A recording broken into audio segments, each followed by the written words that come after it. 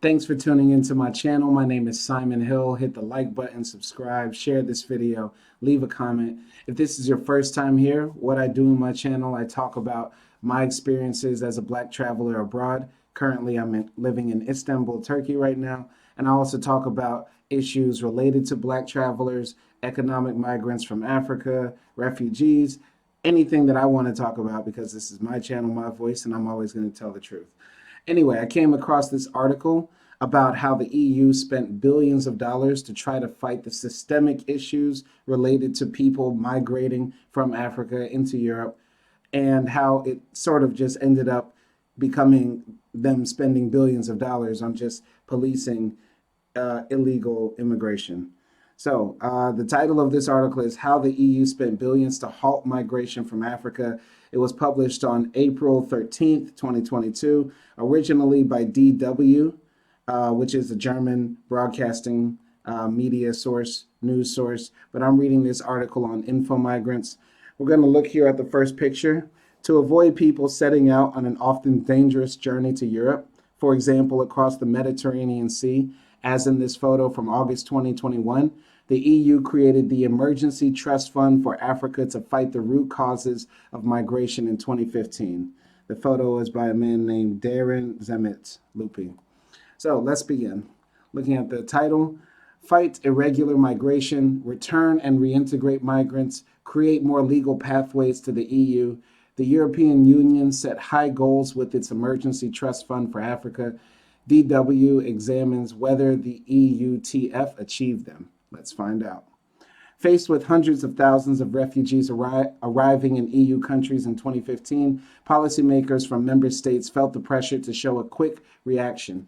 Convening with the leaders of several African countries in the Maltese capital, Valletta, they decided to fill a pot of money. This money was not dedicated to helping integrate the thousands of people who had arrived in the European Union. Instead, the so-called EU Emergency Trust Fund for Africa, EUTF, was supposed to address the root causes of irregular migration so that fewer Africans might try to make their often dangerous ways to Europe.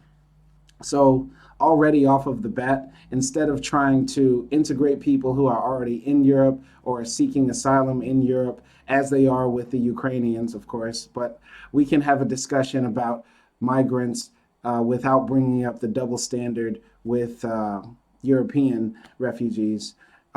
Instead of doing what was right for the people who are already there, they decided to try to stem what was already happening across the seas.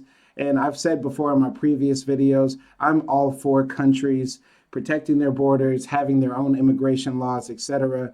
But the unique circumstances of the African continent make it a bit different because many of these countries that are unstable are colonial constructs that were never meant to be stable governments or had very little means to create stable systems of government. Well, let's continue reading. Anyway, was this goal reached 6 years and 5 billion euros later? Together with partner newsrooms within the European Data Journalism Network, DW is taking stock of the EUTF. More than 250 projects were initiated through to the official end of the project assignment phase in December 2021, and many of them are still up and running, with the peak disbursement of EUTF funds in summer 2020.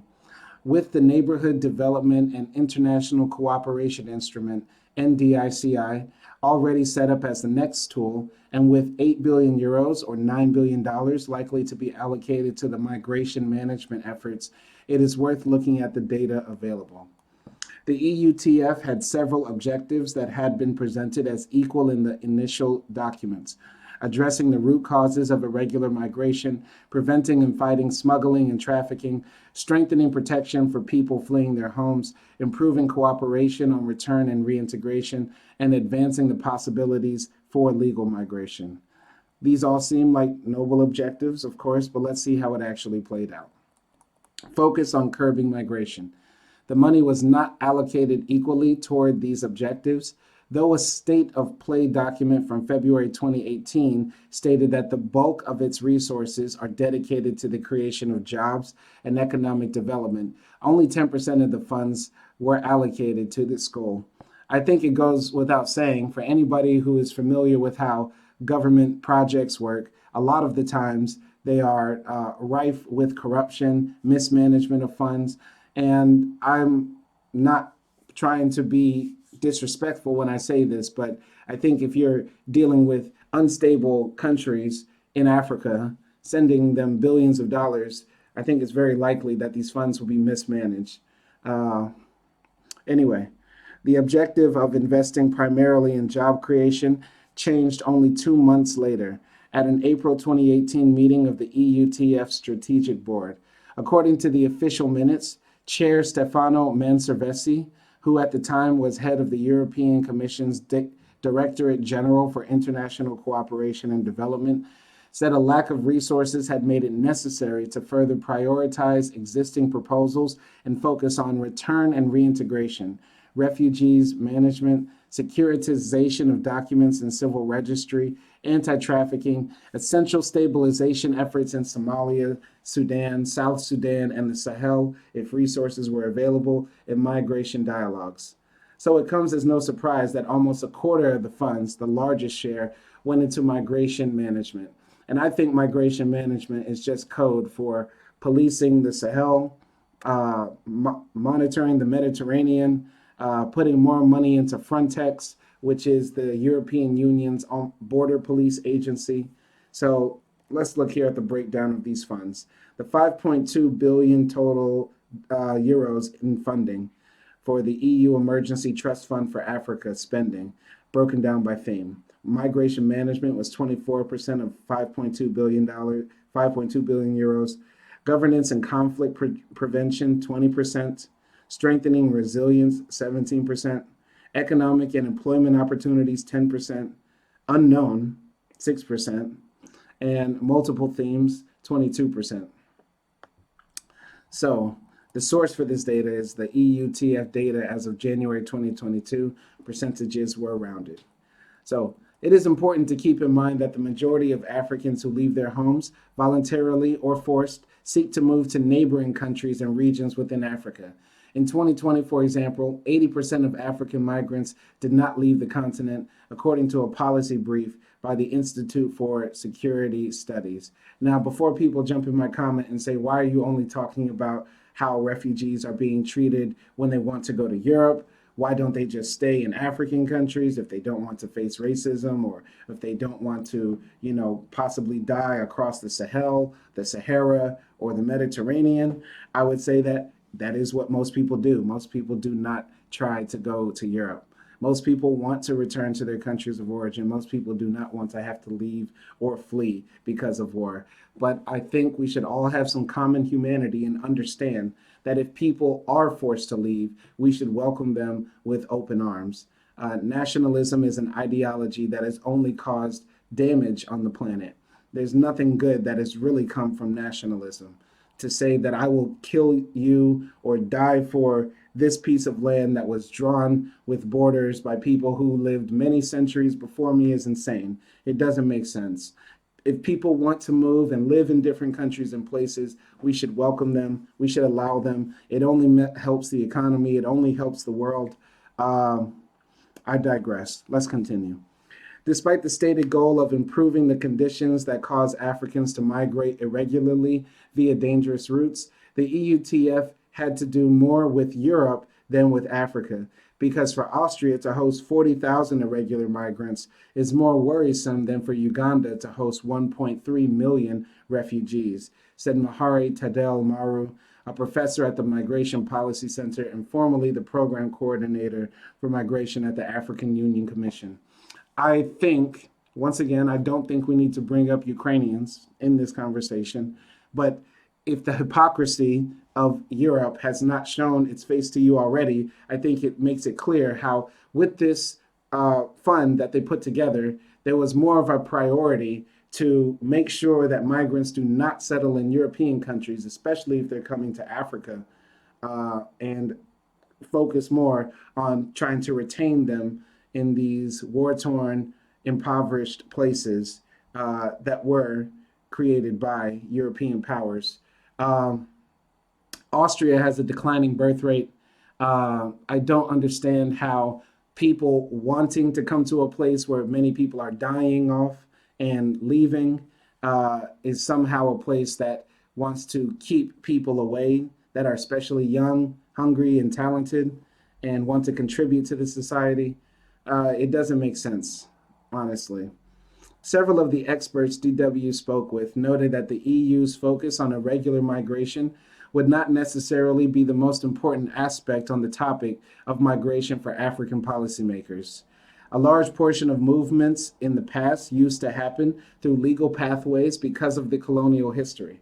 So, for example, from Nigeria to the UK, or from Francophone countries to France or Belgium, or to the Middle East due to geographic proximity and religious rituals, Mahari said.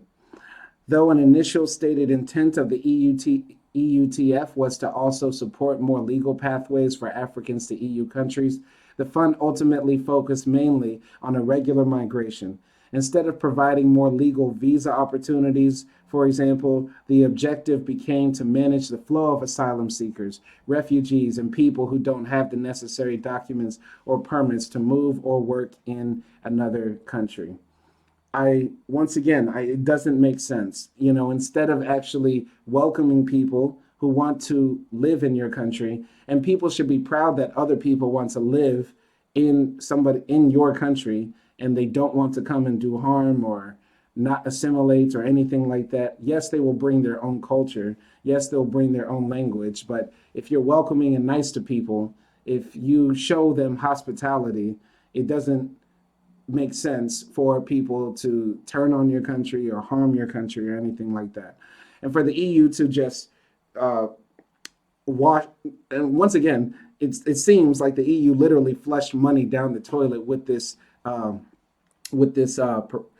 program that they put together to try to stem migration. Because if they had $5 billion to just flush down the drain to keep people from coming, and people still kept coming, as we're going to see, I will continue reading, why wouldn't they have the money to help assimilate these people, welcome these people, let them in? It doesn't make sense. So, fewer Africans on their way to Europe.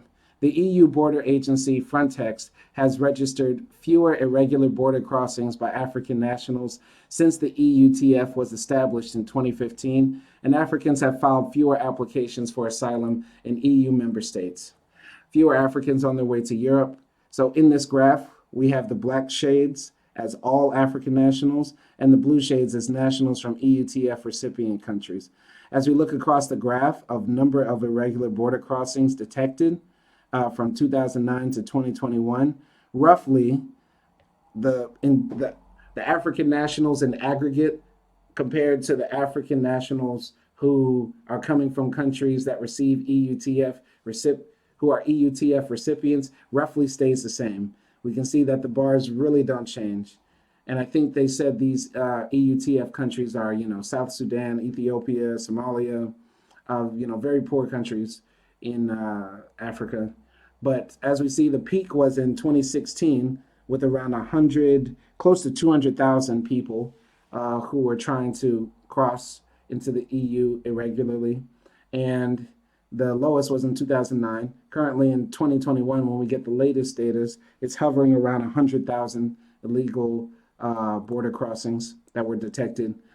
But when we look at the number of first-time asylum applications, once again, we see that the people from recipient countries from the EUTF is roughly the same as all African nationals in aggregate, with the same peak in 2016.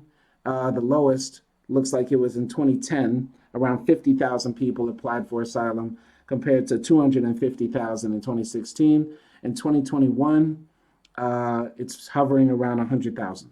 All right. So, the observed decrease in crossings and applications by citizens of EUTF recipient countries tracked with similar drops in numbers for citizens of all African countries, implying that overall, the EUTF did not have a measurable impact on migratory movements toward the European Union on this scale. So when I first read this paragraph before I started this video, I didn't really understand, because it seems like, of course, there has been a drop. The program was started in 2015. There was a peak in 2016, but it's been on the decrease. But this second paragraph after this makes more sense.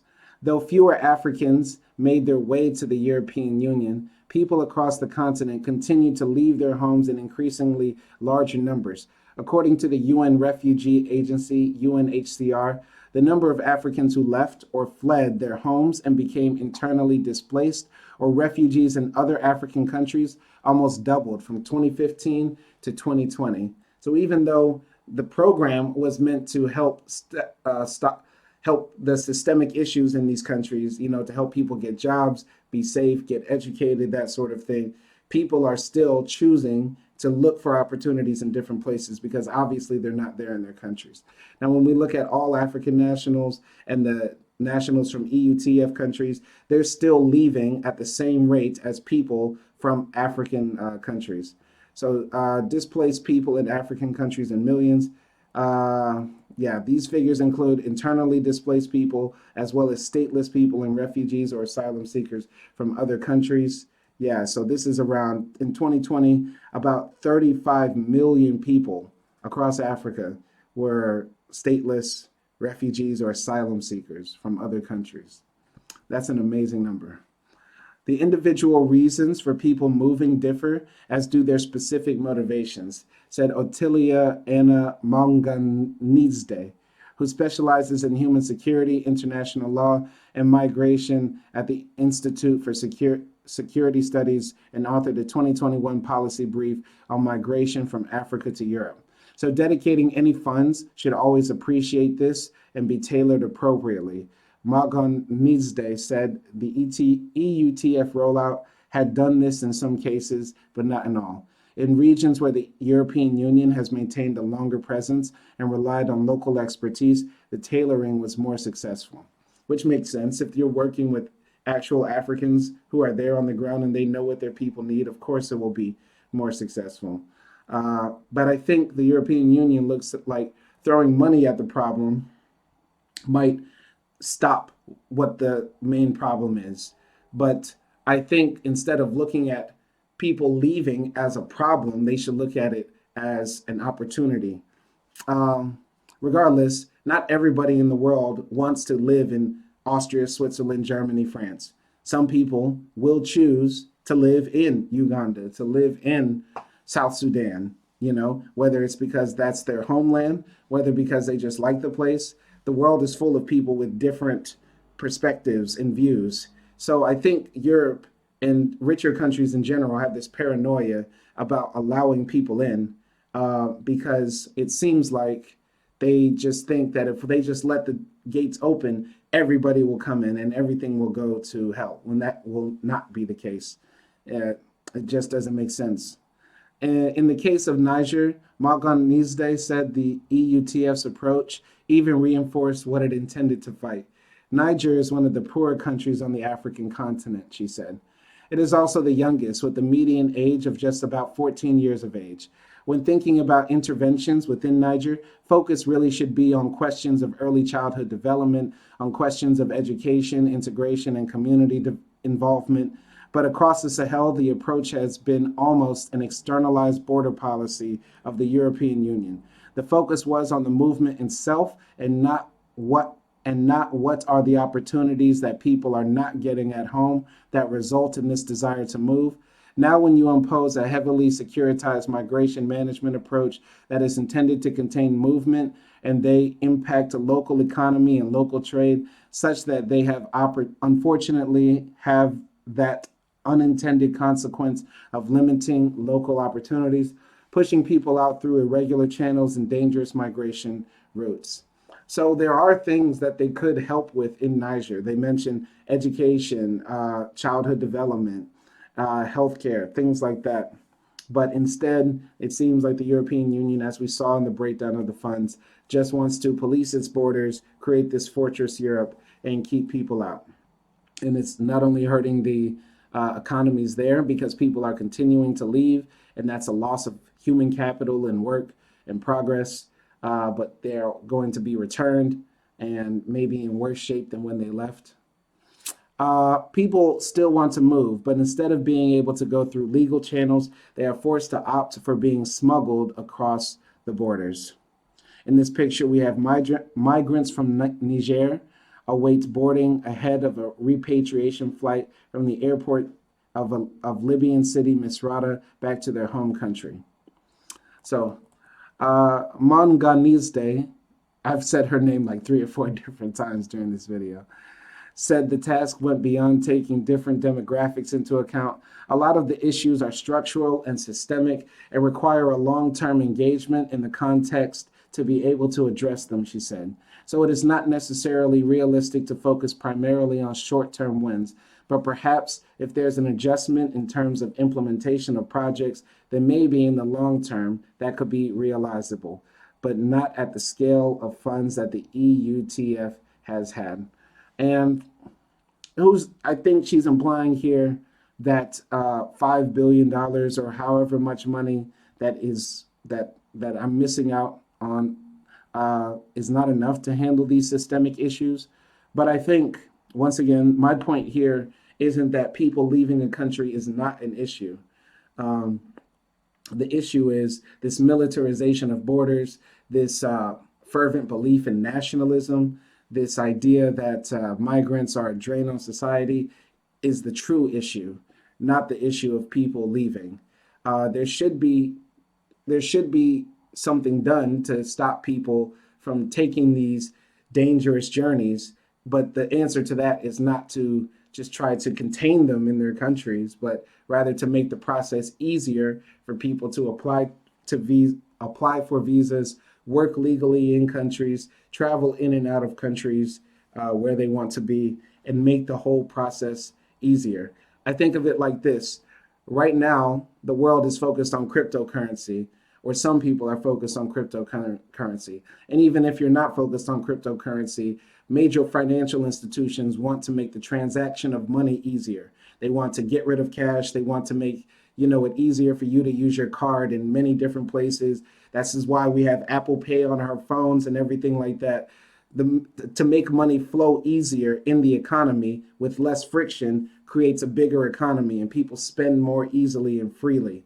This is why they say if you swipe your card, you're more likely to spend more than if you had cash in your hand. And I think the same applies for people as well, not comparing people to money, but when people are allowed easier access to trade, to do business in different places, to go different places, to see different things, this makes the world economy and our societies more integrated and better. And we see this for a fact with the existence of the European Union itself. The European Union would not exist if the theory that I just said was not true. You can debate whether the European Union should exist or whether it's been successful, but the idea that I just put out about frictionless transactions and frictionless border crossings has allowed the European Union to thrive. Regardless, let's continue. So, measuring impact of EU funds on the ground. There have been attempts to address the systemic and structural issues. The highest funded EUTF project, for example, focuses on state building in Somalia. The government has been supported with 107 million euros to reinforce institutions and expand social services, with the primary objective of increasing the trust of other states, potential creditors, and the population in the government. According to the project's website, actionable results are 2 strategies, laws, policies, and plans developed and or directly supported, as well as 4 planning, monitoring, learning, data collection, and analysis systems set up, implemented, and or strengthened with the funding so far since project start in 2018. This sounds like a good thing, but I think history, and maybe I'm a bit cynical, but in history, I just know for a fact, or I think that when other countries give other countries money, it's not just for altruism. It's not just out of the kindness of their hearts. The U.S. right now spends billions of dollars in the USAID program around the world, help funding governments just to make sure that they are friendly towards us. And I think this thing will be the same with Somalia. It's just buying influence to keep it out of the Russian sphere of influence or the Chinese sphere of influence. Another example is a 54 million euro project in Sudan by the UN World Food Program, which reportedly provided assistance related to nutrition and food security to 1.1 million people For context, in 2020, a total of 9.6 million Sudanese were experiencing severe food insecurity, according to the Food Security Information Network. All right. And this is a picture of young Ethiopians. They are scanning job offers posted in a display case in Addis Ababa. Then there was a 47.7 million euro project in Ethiopia directed at building resilience and economic opportunities, which reports creating almost 11,000 jobs with EUTF funding. An absence of paid work is a chronic issue in Ethiopia, where 1.1 million people aged 15 or older were unemployed in 2020, according to estimates by the International Labor Organization. Now, if everything they're saying is true about the aid in Ethiopia and Somalia help stopping hunger or unemployment, these are good things, and I encourage that. I don't think that's a problem, and I hope they're actually true, but I also think that the strings attached to this money might be an ulterior motive to having these programs. So well intended, but with the wrong framing. Because the EUTF was set up as an emergency tool to react to migration and assign projects quickly and flexibly, the fund was not necessarily envisioned as a long-term endeavor. Several observers told DW that the root causes of displacement and migration cannot adequately be addressed by an instrument designed to tackle problems in the short term. The EUTF went wrong with the root cause approach because of the narrative that it sets. This idea that once we eradicate the root causes, people are going to stop moving, said Aliya Fakhri, a migration researcher at the German Council for Foreign Relations. Eradicating root causes is one thing, but conflicts and natural disasters will continue to push people away from their homes. The NDICI, the follow-up to the EUTF, has a much wider scope. 10% of its budget is to be dedicated to migration with a strict monitoring system in place, but the idea of root causes seems kind of gone, Fakhri said. Maybe that is where the attention and criticism the EUTF drew paid off. All right. Well, this is kind of gray to me. This project is a collaboration among several media outlets in the European Data Journalism Network. While DW was project lead, Vox Europe, Open Polis, and OBCT were contributing partners. Edited by Milan Gagnon, author Gianna Karine Grun, first published on April 12, 2022, copyright DW. So, in final thoughts of this, I think that the EU, once again, is showing its hypocrisy by not allowing or making it much harder for African migrants who are risking their lives to come to Europe and contribute to society while they are welcoming Ukrainian refugees. This is disheartening and it's disappointing, and it makes me count my blessings once again as an American, as an expat, as someone who earns money online while living abroad. I do have opportunities that many people who look like me don't, and I never take that for granted, and I never keep it out of my mind. I hope that we can all learn from this, that we need to treat other people well, that the ideas of nationalism and borders are really just silly. If you saw somebody dying across the border of your country, would you just say, well, it's not my problem because they're on that side and I'm on this side? That's ridiculous. We need to have compassion and humanity for all people on this planet. And that's where I'll end with this video. Thank you for subscribing. Thank you for watching. Thank you for commenting. Thank you for sharing. Peace.